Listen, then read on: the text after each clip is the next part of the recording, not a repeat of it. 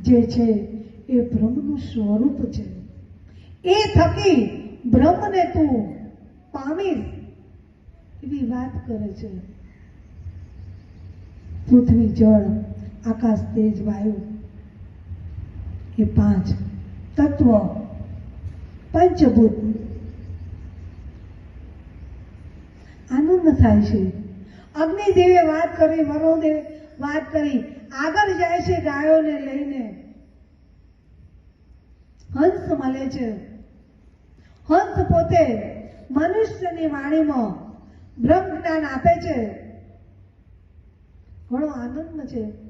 પોતાના ગુરુને યાદ કરતા કરતા આશ્રમે આવે છે. દૂરથી જુએ છે ગુરુદેવ કે મારો શિષ્ય આવી રહ્યો છે. બધી ગાયો છે આશ્રમમાં લીધી છે. જેવો સત્યકામ નજીક આવે છે, પોતાના ગુરુદેવને જુએ છે, સાક્ષાત દંડવત પ્રણામ કરે છે. ગુરુદેવ, આપના આશીર્વાદ. જેને બ્રહ્મને ઓળખી લીધો ભાઈ, એ છુપો રહેતો નથી. ચહેરા પર તેજ જુએ છે. નિષ્કામ સેવા ભાઈ, નો આડંબર, કશું જ નહીં. થોડો સમય થાય છે, કહેવાય છે કે દેવ, દાનવ ને માનવ, માના 3 દીકરા ભાઈ. દેવ, દાનવ ને માનવ. દેવ કોને કહેશો તમે? જેનું જીવન પવિત્રમય હોય, સદા સાધનામાં રમતો હોય, એ દેવ જેવો કહેવાય ભાઈ. એટલે આપણે એ વ્યાખ્યા લઈએ કે જે સંતો પહેલા ગયા ગૌતમ ઋષિના આશ્રમમાં, એ દેવ પ્રકારના. જ્યારે મનુષ્ય ગયા છે માનવ બનીને,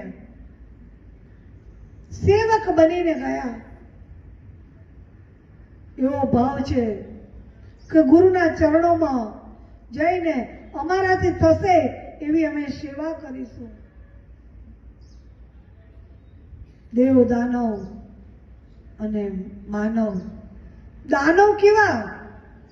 જેનો સ્વભાવ રાક્ષસી વૃત્તિનો હોય, જેની વૃત્તિઓ બીજાનું પડાઈ લેવામાં હોય, એને લૂંટું કે પેલાને લૂંટું, એવા દૈત્ય પ્રકારના.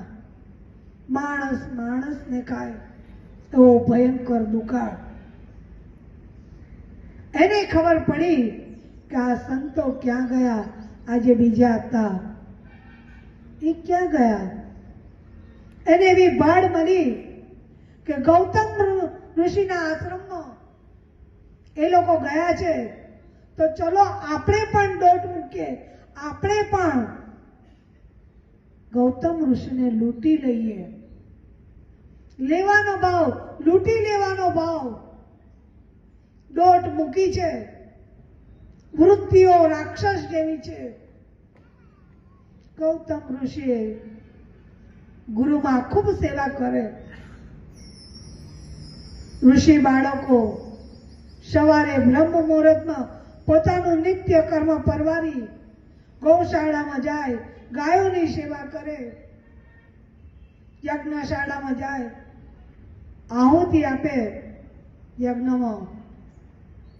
ખૂબ આનંદ હતો ગૌતમ ઋષિને.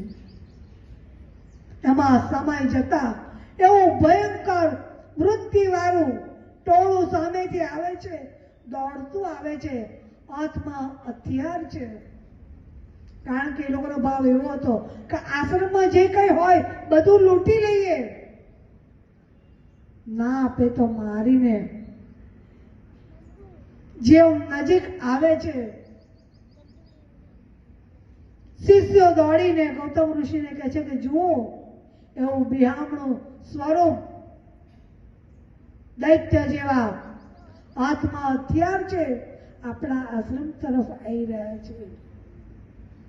ગૌતમ ઋષિએ પોતાનું આસન છોડ્યું છે, ઊભા થઈને ગયા છે, જુએ છે. સામેથી જુએ છે, હાથ જોડી દીધા. ગૌતમ ઋષિએ હાથ જોડી દીધા કે આવો આવો, તમારો જ આશ્રમ છે, આ બધું જે કઈ છે આશ્રમમાં એ તમારું છે. અમને ઘણા સમયથી ખાધું નથી, એ બધી વાત રહેવા દો, અમને જમાડો. કેટલાય વર્ષોથી હરાવો નાયા નહીં હોય એવા ગંદા કુપડા, બિહામણું રૂપ, અમારે કઈ સાંભળવું નથી, અમે ઘણા સમયથી ખાધું નથી, અમને ભૂખ લાગી છે. હાથ જોડ્યા છે ગૌતમ ઋષિએ. ચિંતા ના કરો, તમે પેલા નહીં લો, તમે ચોખ્ખા થઈ જાઓ, નાવાની વાત ના કરશો. કઈક કીર્તન કરતા કરતા પહોંચ્યા છે.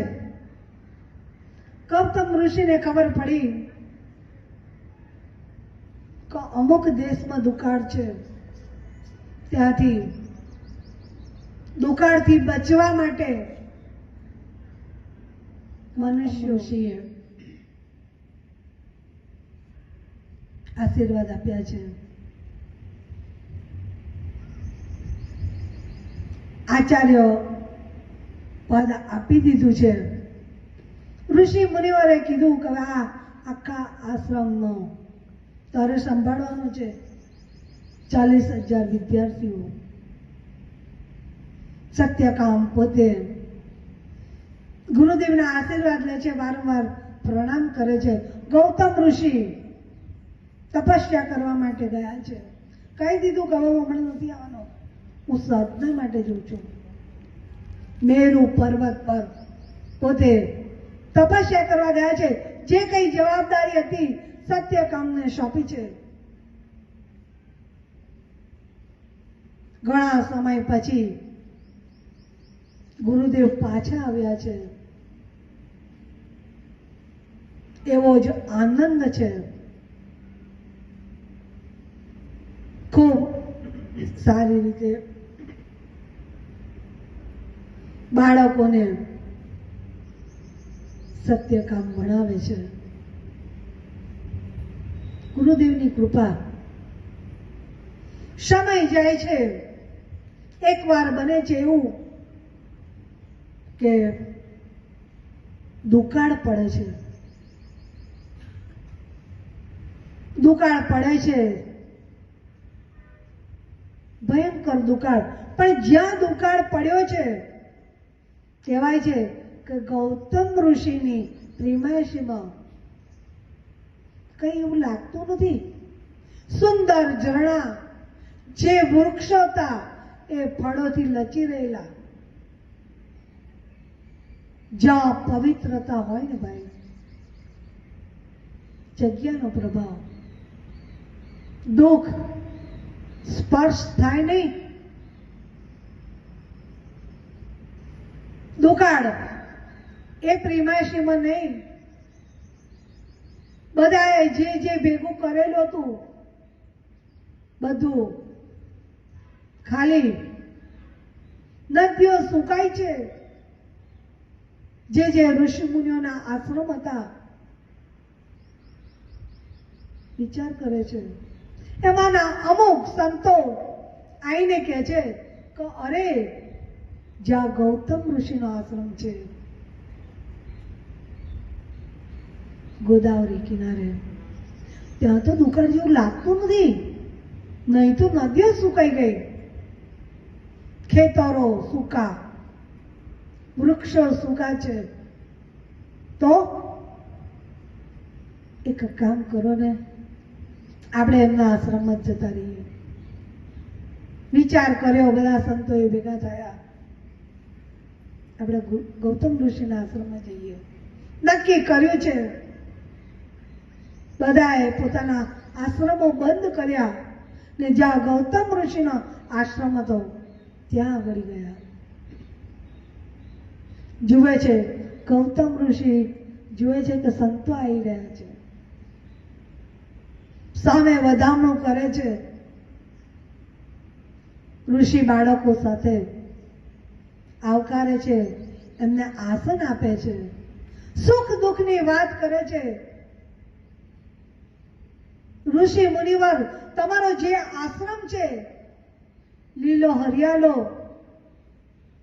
પાણી પણ ઝરણો સરસ, જે વૃક્ષો છે એ ફળોથી લચેલા છે, ગાયો પણ દૂધ આપે છે. એ બાજુ તો કેટલું દુકાળ છે કે નદીઓ સુકાઈ ગઈ, ખેતરમાં કઈ અનાજ પાકતું નથી. કઈ વાંધો નહીં, આ તમારો આશ્રમ છે, તમે જ્યાં સુધી ઈચ્છો ત્યાં સુધી